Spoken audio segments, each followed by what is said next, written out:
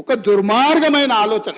రాజకీయ పాచికతోని సభను స్తంభింపజేసి ఆడబిడ్డలను అడ్డం పెట్టుకొని అక్కల్ని అడ్డం పెట్టుకొని రాజకీయం చేస్తారు అధ్యక్ష. ఇదా అధ్యక్ష?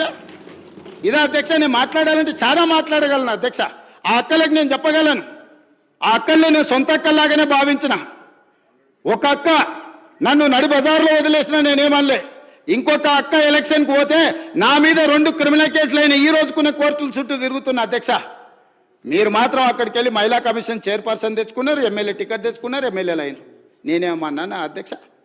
నా మీద కేసులు తీయాలని, అరే తమ్ముడు నా ఎలక్షన్కి వచ్చిండు ఆయన మీద ఎందుకు కోపం, కేసులు తీయండి అని ఎప్పుడని చెప్పిండ్రు అధ్యక్ష? అయినా నేను అక్కల్ని ఏం అడగలేదు అధ్యక్ష, ఏమనలే కదా. అక్కలుగానే భావించిన, సొంత అక్కలే అని నేను భావిస్తున్నా అని చెప్పిన అధ్యక్ష. నా కుటుంబ సభ్యురాలు సీతక్క అని చెప్పిన. ఎంత అవమానకరంగా మాట్లాడిండ్రు అధ్యక్ష సీతక్క పట్ల. ఇవాళ సోషల్ మీడియాలో ఒక వీడియో పెట్టిర్రు అధ్యక్ష. నేను అది చూపిస్తే సభ గౌరవం తగ్గుతుంది కాబట్టి చూపించట్లేదు.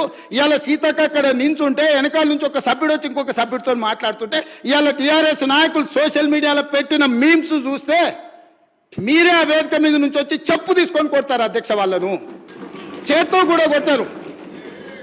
ఒక ఆదివాసి బిడ్డ, ఉద్యమాల నుంచి వచ్చిన బిడ్డ, పేదల కోసం కొట్లాడుతున్న సీతక్కను అవమానించే విధంగా ఇదేనా మీ నీతి, మీ జాతి? ఇందుకోసమేనా మీరు ఇవాళ ఇట్లాంటి రాజకీయాలకు పన్నుతారా?